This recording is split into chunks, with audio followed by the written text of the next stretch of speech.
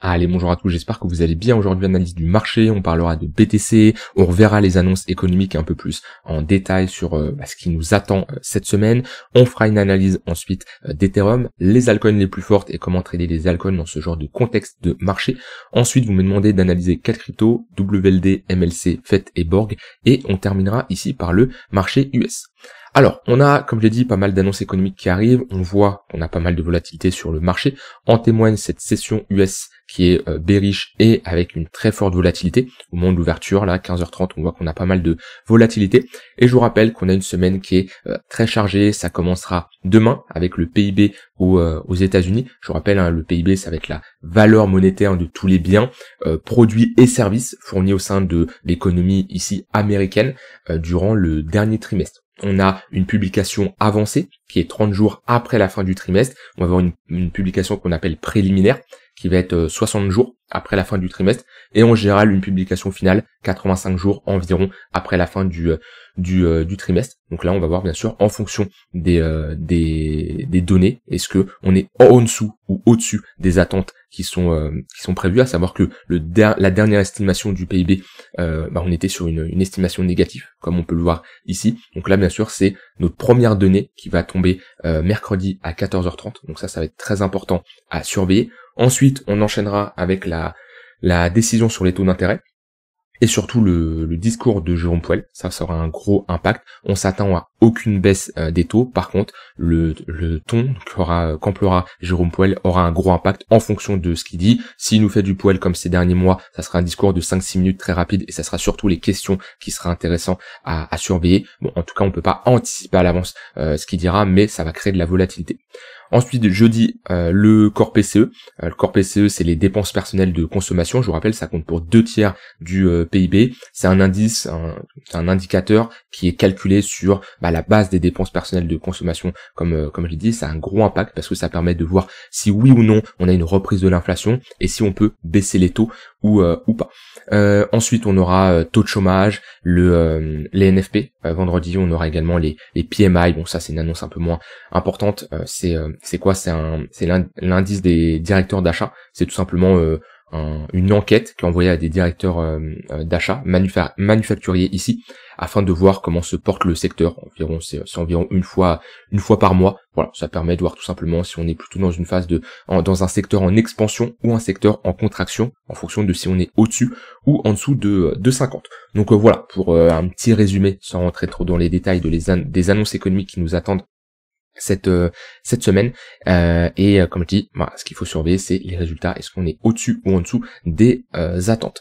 Dites-moi si ça vous intéresse, si je détaille un peu comme je l'ai fait aujourd'hui. Je suis pas rentré non plus dans l'ultra détail, mais en tout cas pour quelqu'un qui n'y connaît rien, je pense qu'il a appris certaines choses. Mais voilà, si ça vous intéresse, je peux rentrer un peu plus dans les détails à chaque fois sur certaines annonces économiques, où je regarde principalement les annonces moi aux États-Unis, puisque c'est celles qui ont le plus d'impact sur les cryptos. Alors, je commence ici par le BTC.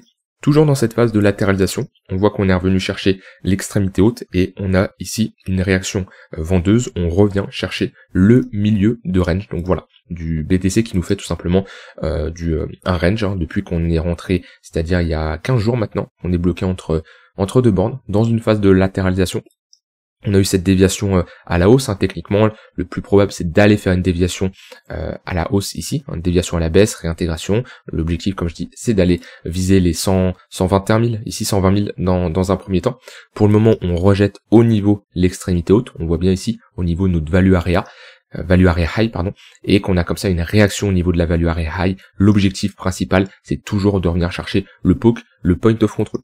Donc, comme je l'ai dit, qu'on a fait une update hier, je vous disais qu'on n'était absolument pas dans une bonne zone de localisation pour chercher des longues. Pourquoi? Parce qu'on est tout simplement sur un niveau de résistance, et un niveau de résistance, ça ne se longue pas. Si vous voulez chercher des longues, visez soit le poke, le point of control, ou l'extrémité basse. Moi, personnellement, je préfère viser l'extrémité basse. Et quelqu'un qui fait du un peu plus court terme ici, le poke, ça peut être une bonne zone de localisation. On voit qu'on vient parfaitement chercher cette zone. On est en confluence avec ici un tunnel 1 heure. On a également un point pivot weekly qui est légèrement au-dessus.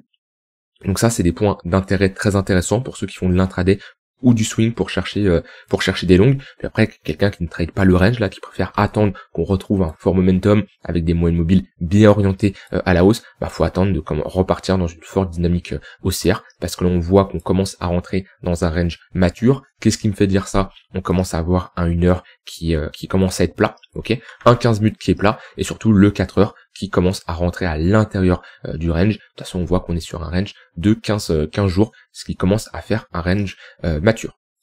Maintenant, ce range-là a toujours plus de probabilité de break et de continuer par le haut. Pourquoi? Parce qu'on est dans un flux haussier, pressé par une dynamique haussière, plus de chances d'avoir une poursuite de notre tendance. Et puis si on perd également le tunnel 4 heures, faudra surveiller le niveau là vers les 111, 112 000 $, qui est ce précédent niveau de résistance qui est censé maintenant faire office de support. Sur l'intraday, globalement, ce qu'il faut surveiller, comme je l'ai dit, c'est ce niveau-là. Après, on a des nouveaux points pivot weekly, également intéressants à surveiller. 116 000 $, qui peut être une bonne zone de localisation. Et au cas où on fait un nouveau sommet ici, on a les 121 550 $. On a également un nouveau point pivot weekly. On a bientôt la clôture mensuelle sur le BTC, donc on aura également des nouveaux points pivots mensuels, parce que les derniers ont été également intéressants. Hop, si je mets ici. J'en suis où? Alors, non, les points pivots monthly, ils sont déjà activés. Ça a été, hop là, tac. On a ce point pivot mensuel qui avait parfaitement fait office de support là sur les 105 300, qui a été intéressant. Ouais, il y a juste lui qui a été intéressant, les deux autres pas spécialement. Lui on l'a transpercé, mais là c'était une bonne zone de localisation. On l'avait vu ensemble en plus, il me semble, ce trade là qu'on est revenu chercher point pivot weekly et point pivot monthly. Donc maintenant on va avoir des nouveaux points pivots, ça va être intéressant de les surveiller. Puis quand je regarde la clôture mensuelle qui arrive dans 3 jours, on aura le temps d'en reparler, mais on est sur ici, hop, une très bonne clôture mensuelle. Tout simplement on fait un nouveau sommet, un nouvel ATH. Idéalement on n'aimerait pas avoir une grosse réaction vendeuse dans les 3 jours, parce que si on a ici une mèche qui représente plus de 50% de la bougie, ça serait pas terrible. Donc idéalement on n'aimerait pas repasser en dessous des 113 114 000 $, parce que ça serait une mèche quand même assez importante qui nous montrerait tout simplement qu'on a ici une réaction vendeuse. Mais voilà, le BTC qui continue à faire tout simplement ATH sur ATH sur du long terme, c'est très intéressant. Puis voilà, quand on voit une charte comme ça, oui, on a envie d'être bullish et haussier sur le long terme. C'est pour ça, si vous croyez de manière globale au Bitcoin et à la blockchain et aux crypto-monnaies, sur du très long terme, vous avez aucune raison d'être short. Je l'ai toujours dit, que ça soit d'un point de vue investisseur en bourse ou investisseur dans les cryptos, vous allez beaucoup plus souvent gagner en étant bullish sur du long terme qu'être bearish. Donc si vous devez choisir un seul biais jusqu'à la fin de vos jours, selon moi, vaut mieux être bullish. Donc voilà, cette charte qui continue à nous faire des sommets de plus en plus hauts et tant mieux. Maintenant attention, faut pas s'exciter, je vous rappelle, on retrouve ici des fundings qui sont assez hauts, on a des spreads qui sont redevenus ici neutres au niveau des 0 $. Je vous rappelle, les spreads c'est la différence entre le contrat perpétuel, le prix du contrat perpétuel et le prix du contrat spot, qui nous permet de voir l'écart qu'il y a entre ces deux contrats et voir s'il y a du FOMO, s'il y a de l'euphorie, de l'intérêt sur les contrats perpétuels. Quand on commence à avoir un prix qui dépasse les zéros, ça nous indique tout simplement que on a une demande qui est supérieure sur les contrats perpétuels que sur les contrats spot, et ça se matérialise ici par un prix qui est au-dessus des zéros. Et quand on commence à avoir ça, ça nous indique tout simplement que on commence à avoir un peu de FOMO, qu'on commence à avoir un peu de l'intérêt. C'est pareil également pour les funding rates ici qui nous permettent de maintenir un prix du contrat spot proche du contrat perpétuel, enfin l'inverse, un prix du contrat perpétuel proche du prix du contrat spot, et pas avoir trop de manipulation ou d'écart de prix. Et quand on commence à avoir pareil des fundings très hauts, attention, on peut être sur des signes de top. Alors, c'est pas des spreads qu'on a connus comme en mars 2024 ou en novembre-décembre 2024, mais on retrouve quand même des spreads à noter qui sont importants. Après, il y a rien de surprenant, on est sur des niveaux hauts, c'est la vérité, faut pas se le cacher. C'est pas parce que beaucoup raisonnent de cette manière-là, beaucoup se disent oui mais moi j'ai pas fait mon x10, oui mais moi j'ai pas atteint mes objectifs financiers avec les cryptos. C'est pas parce que vous avez pas atteint vos objectifs qu'on ne peut pas marquer un top de marché ici. Moi je l'ai toujours dit, quand on m'a demandé très souvent pour le prochain bull market, t'envisages quel niveau pour BTC. Moi je vous avais dit que BTC irait à pas 100% mais une très forte certitude 102 000 $ puis 122 000 $, parce que c'est nos extensions de Fibonacci. Après tout ce qui est au-dessus c'est du bonus, il peut aller à 150, 170, j'ai du mal à le voir le dépasser les 200 000 $ sur ce cycle là, ou alors c'est que vraiment il y a une grosse annonce et on sait jamais ce qui peut se passer, mais pour moi on poserait un top avant. Voilà, peut-être 150, 170, je sais pas, peut-être ça va être maintenant, mais dans tous les cas, moi les gros objectifs sur BTC de ce cycle-là ont été atteints selon moi. Maintenant, c'est surtout du bonus. Après, il y a les altcoins, il y a BTC, deux choses différentes, mais en tout cas sur BTC, pour moi ça a été atteint. Maintenant, si je parle ici d'Ether qui reste dans son flux haussier, petite correction aujourd'hui, mais il reste dans une dynamique qui est haussière. Pareil, on va voir la clôture mensuelle sur Ether. Et honnêtement, on est sur une clôture de plus 55%. J'ai pas le souvenir d'avoir eu des clôtures, des bougies aussi hautes depuis un moment. Alors là, pendant ce cycle haussier, on a eu du plus 78%, très bien, mais sinon, du plus 50%, ouais, ça remonte. Hein. Même là, on avait quoi, du plus 46%, plus 32%, là, plus 56 hein, pendant cette hausse-là. Là, on est sur un plus 53. Si on commence à pousser, on pourrait être sur une très très bonne clôture d'un point de vue performance, clôture qu'on n'a pas eu depuis un moment. Et dans tous les cas, pour vraiment avoir une très bonne clôture mensuelle, ça serait bien de clôturer au-dessus de ce niveau-là, le niveau des 3750 $. Si on valide une clôture mensuelle au-dessus, alors on aurait la validation ici d'un break de ce niveau de résistance. Et là, après, c'est direction la TH. Hein. Et quand on regarde vraiment la charte comme ça en logarithmique, je peux prendre une autre charte pour avoir un peu plus d'historique. C'est assez bullish. Hein. Si on commence à s'affranchir de ce niveau-là, on peut vraiment partir, sortir de cette grosse phase de latéralisation qui existe depuis un moment, puis après là mettre des extensions. 118, 100% d'extension au niveau des 7300 et des 8800 $. On peut voir si je mets mon Fibonacci en logarithmique, ce que ça me donne. Je sais pas si ça va être très réaliste. Ouais. Si on prend l'extension de cette phase de latéralisation et on prolonge ça en logarithmique, ça me donne une target entre les 14 000 et les 26 000. 14 000, allez, pourquoi pas, avec énormément d'euphorie et une grosse impulsion et quelque chose de concret sur les altcoins et surtout une rotation de liquidité avec une altcoin season, pourquoi pas. 26 000 ce cycle-là, ça me paraît très peu probable, mais on sait jamais, hein. Le marché peut toujours nous surprendre, il l'a déjà fait, il continuera de nous surprendre tout simplement. Si je regarde maintenant un peu plus Ether sur du court terme, on a également des nouveaux points pivots weekly. Okay, qui ont été dessinés. Pareil, on avait posé parfaitement bottom sur ce niveau-là, 3500 $. Les nouveaux points, avec ici un intérêt assez intéressant, 3750 $, c'est une bonne zone. Et ensuite, on a 3626 $. Et le niveau dessus, c'est les 4000 $, chiffre rond psychologique, en confluence avec le point pivot weekly. Ça peut être une bonne zone également pour prendre des profits quand on est comme ça, proche de chiffre rond psychologique. Voilà, on a perdu le tunnel 15 minutes. Sur du court terme, on le voit bien, on est repassé en dessous de ce niveau-là. On avait un tunnel 3 minutes qui lidait bien la tendance. Hop, ça on va le voir sur cette charte-là. Hop. On le voit bien parfaitement ici. Des creux et des sommets de plus en plus haut, des moyennes mobiles bien orientés à la hausse. Puis après, comme chaque tendance, hein, une tendance à une fin, c'est tout à fait normal. Maintenant, dans ce genre de flux, vaut mieux chercher les longues, on le voit bien. On va plutôt faire de la continuation de tendance, puis après, quand on se prend un stop loss, ça fait partie du trading. On n'a pas eu spécialement de gros rejets acheteurs sur le tunnel 15 minutes. Maintenant, l'objectif, c'est de poser un bottom dans cette zone-là. Pour moi, si on revient chercher 3750 au niveau du tunnel 1 heure et du point pivot weekly, ici, ça peut être une très bonne zone de localisation pour chercher des longues, pour viser de la continuation de tendance. Voilà, de ce côté-là, j'ai rien d'autre à ajouter de plus sur Ether.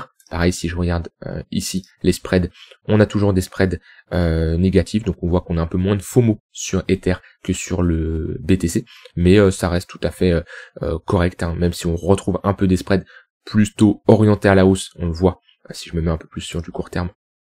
Oh non, c'est pas cette charte que je veux, c'est cette charte. Voilà, on voit qu'on retrouve des pics un peu plus importants, on est sur du court terme, même repassé au-dessus des zéros, rien de surprenant au vu de la hausse. Je peux regarder également le funding sur Ether, c'est vrai que ça fait un moment que je l'ai pas fait. Le THUSDT.perp, on va se mettre en daily.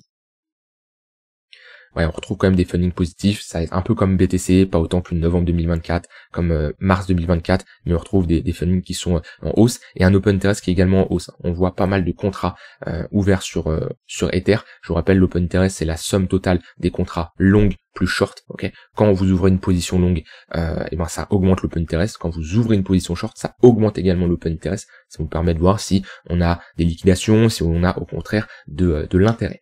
Mais dans tous les cas, je reste bullish sur Ether, c'est la crypto du moment et c'est la crypto la plus intéressante. Et quand on regarde les altcoins, hein, on me demande, oui Nico, tu traites comment un peu les cryptos? Moi j'ai un peu le même principe, hein, surtout qu'on a un fort flux haussier. C'est vrai que quand on est dans des phases de latéralisation, comme ici, il y a beaucoup moins d'opportunités pour faire de la continuation de tendance sur les altcoins, mais quand je regarde ici ce genre de graphique, quand on voit quels sont les meilleurs cryptos sur les derniers mois, ok, on voit qu'on a Ether en top 1, Uni, Sui, voilà, ça c'est les cryptos les plus fortes. Quand on a comme ça les cryptos les plus fortes, ça vous permet de faire un filtre et de savoir quelles sont les cryptos qui vont être les plus intéressantes à surveiller dans les prochaines semaines, dans les prochains mois, peut-être pas prochains mois, mais plutôt dans les prochains jours, je dirais. Même pas les prochaines semaines en général. Quand je regarde ici le monthly, c'est pour faire surtout du swing, ok. Quand je regarde le weekly et le daily, c'est surtout pour faire de l'intraday, d'accord. Donc quand je vais avoir une crypto forte en monthly, je sais que l'intérêt envers ces cryptos-là vont être beaucoup plus important sur les prochains jours, prochaines semaines. Pourquoi? Parce que ça a été une crypto forte qui a été forte pendant un mois, elle a des chances de continuer à être forte. Que ça soit, comme je l'ai dit, XLM, on est au-dessus des moyennes mobiles, ça va être Sui également, voilà, c'est pareil, on est au-dessus des moyennes mobiles, on est en train de s'affranchir de ce niveau de résistance. Il y en a pas mal comme ça des cryptos. Donc ça, vous pouvez faire votre petite liste, hein. Vous pouvez prendre les altcoins fortes également face au BTC. On voit, on a Ether, et on n'a pas énormément de cryptos actuellement. On a Uni, c'est pas mal, on voit, hein, si je dézoome ici, si je me mets en H4 comme ça, on voit, hein, ceux qui font des creux des sommets de plus en plus haut, c'est-à-dire qu'ils surperforment le BTC, et inversement, celles qui font des creux des sommets de plus en plus bas, c'est-à-dire qu'elles sous-performent. BNB très fort face au BTC. Ether également. Chainlink, bon, c'était pas mal, là on est dans un range. Sui, c'est pas mal, on le voit bien. Hyper liquide, un peu faible en ce moment, on le voit. APT, vraiment pas terrible. Voilà, ça c'est à vous de choisir les cryptos, mais quand vous prenez une crypto forte, elle a plus de chances à nouveau d'être forte. Donc c'est comme ça que je choisis actuellement mes cryptos pour me positionner sur de l'intraday et sur du swing. Puis après, même fonctionnement, je mets des moyens mobiles, j'attends tout simplement des pullbacks. Alors, au niveau des cryptos que j'ai demandé d'analyser, j'ai WLD, WorldCoin. Alors, de mémoire, WorldCoin a pas mal de tokens à débloquer. On peut regarder ça. Hop, déjà d'un point de vue technique, ok, on a retracé, on est sur une bonne zone, mais il manque un peu de réaction acheteuse. Alors, on en est où? Circulating supply 1,8 milliard, total supply 10 milliards. On le voit bien, market cap 2 milliards, FDV 11 milliards. Donc, on n'a pas toute la supply qui est en circulation. On le voit bien, la FDV qui ne vaut pas le market cap. On peut aller sur des sites comme Chainbroker pour voir tout simplement où on en est dans le déblocage des jetons. Pour ceux qui débutent, ce qu'il faut savoir, c'est que quand il y a un nouveau projet, souvent tous les tokens sont émis, sont minés, ils vont être bloqués dans des smart contracts, d'accord, et ils vont être distribués entre différents acteurs. On voit bien, ça peut être la team pour les airdrops, pour la communauté, pour la trésorerie, etc., pour l'écosystème, pour les investisseurs privés. Voilà, il va y avoir ici un déblocage, une distribution qui va être réalisée. Une partie des tokens vont être directement débloqués et une autre vont être bloqués dans des smart contracts. Ça permet tout simplement que tous les tokens ne soient pas disponible à la vente immédiatement, parce que mettez-vous à la place de ces investisseurs privés qui ont pu bénéficier de prix assez bas, 0,25, 0,3 centimes. Là on est à combien? On est à 1,15, hein, on n'est pas au prix le plus haut, mais vous voyez on était à 11 $, donc soit une très très bonne performance pour ces investisseurs privés. Mettez-vous à leur place, automatiquement ils peuvent dump le token, dump sur la communauté, même au lancement. Voilà, ils sont déjà sur un x4, x8 hein, pour certains. Donc automatiquement, ça peut les pousser à prendre leur profit. Et ça, c'est pour ça qu'ils sont bloqués dans des smart contracts. Et on va avoir un déblocage qui va se faire au fur et à mesure du temps. Mais ça va créer une pression vendeuse. C'est pas pour ça que le token ne peut pas performer, d'accord? C'est pas parce qu'on a de l'inflation ou autre, mais c'est à prendre en compte, c'est que on a ici une pression vendeuse par les différents déblocages qui vont avoir lieu dans le temps. Donc voilà, ça c'est une partie de la token mix, c'est quelque chose que quand vous faites de l'investissement moyen long terme, vous devez le prendre en compte parce que ça peut tuer un projet. Alors, je sais que ça peut être compliqué à comprendre, surtout pour ceux qui débutent, hein. Alors là-dessus, j'ai une formation bien plus que complète qui va vous apprendre à maîtriser la token mix, hein. Crypto Investor, je vous rappelle, c'est un programme complet, 30 heures de vidéo, un accompagnement pour investir dans une crypto de A à Z, et j'ai un module complet là-dessus sur la token mix. On va même encore plus en détail sur ce que je viens de dire actuellement. Tu seras autonome là-dessus d'analyser une crypto de A à Z. Je vais pas te présenter le programme. Si tu veux voir ce qu'il y a à l'intérieur, tu peux cliquer sur le premier lien en description. Mais avoir cette capacité d'analyser la token mix, ça peut clairement te permettre de trier d'un projet à un autre. Donc en général, quand on a comme ça des tokens mix avec pas mal de jetons à débloquer, je reste prudent. Et on le voit bien, hein, quand on a des tokens avec pas mal de jetons à débloquer, WLD, on peut prendre Starknet, on peut prendre Arbitrum, Optimism, ce genre de tokens, c'est souvent quand on a un dump des cryptos qui prennent beaucoup plus cher. Maintenant, d'un point de vue technique, on est sur une bonne zone, hein, parce qu'on a quand même bien retracé, mais honnêtement, moi c'est trop tôt pour me positionner, et j'aimerais bien repasser au-dessus de ce niveau-là. Vous voyez ici, je mets des moyennes mobiles, tunnel Vegas, qui fait office de résistance. Tant qu'on évolue en dessous de ce tunnel, il n'y a pas grand-chose à faire, on reste dans une trend qui est baissière. Si par contre on commence à s'y affranchir, on commence à passer ce niveau-là, valider cette pattern de retournement, réintégrer ce précédent niveau, ça peut être ici une pattern de retournement, et on pourrait repartir dans une dynamique haussière. Vous voyez, faire quelque chose comme on a pu faire là. Pattern de retournement, et ensuite des creux des sommets de plus en plus haut. Si on fait ça, on peut mettre ici un retracement de Fibo. Hop. Tac. Et dans ce cas-là, objectif réaliste entre les 0,118 et les 0,786 de Fibo. Donc entre les 2,8 et les 3,4 dollars. Après, c'est sûr que si on propose une plus grosse pattern, hop, et on sort de ce niveau-là, bien sûr que là, on peut prendre un plus gros Fibo et aller chercher les 7,6 dollars. Maintenant, attention, rappelez-vous, le market cap qu'on avait ici en février 2024, mars 2024, ne sera pas le même si on retourne chercher le même prix. Pourquoi? Parce que en plus, on a des jetons qui ont été débloqués. Je vous rappelle, le market cap, c'est le prix fois le nombre de jetons en circulation. Donc, qu'est-ce qui fait bouger le prix? C'est soit la variation du prix, soit la variation du nombre de jetons en circulation. Automatiquement, il y a eu des jetons qui ont été débloqués, donc on aura une hausse du market cap. Ça, c'est quelque chose à prendre en compte dans vos analyses. C'est pour ça que beaucoup de projets ne retournent pas chercher leur ATH. C'est qu'on a un market cap qui est complètement démesuré comparé à ce qu'ils ont connu avant, lorsqu'ils avaient très peu de jetons en circulation. Ensuite, on m'a demandé une analyse de MLC. Alors, je ne sais pas ce que c'est, crypto, tac. Alors, MLC, on est ici dans cette phase de consolidation, très bien, plutôt dans une dynamique qui est baissière, ça a l'air d'être une crypto avec un faible market cap, My Lovely Planet, ok, pourquoi pas.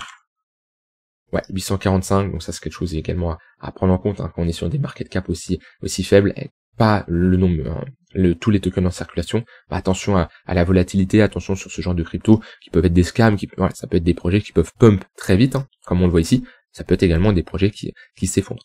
Moi, ce que je vois ici, c'est qu'on reste dans une trend qui est baissière. Ok, on a fait cette pattern de retournement à ce niveau-là, qui a été validé, hein, même à ce niveau-là, qu'on est passé sous la ligne de coup. Rejet ici, zone de résistance, et depuis on est dans une trend qui est baissière, même si on n'a pas un tunnel daily trop orienté à la baisse, mais plutôt plat. Bon, c'est normal, on est plutôt dans une phase de latéralisation.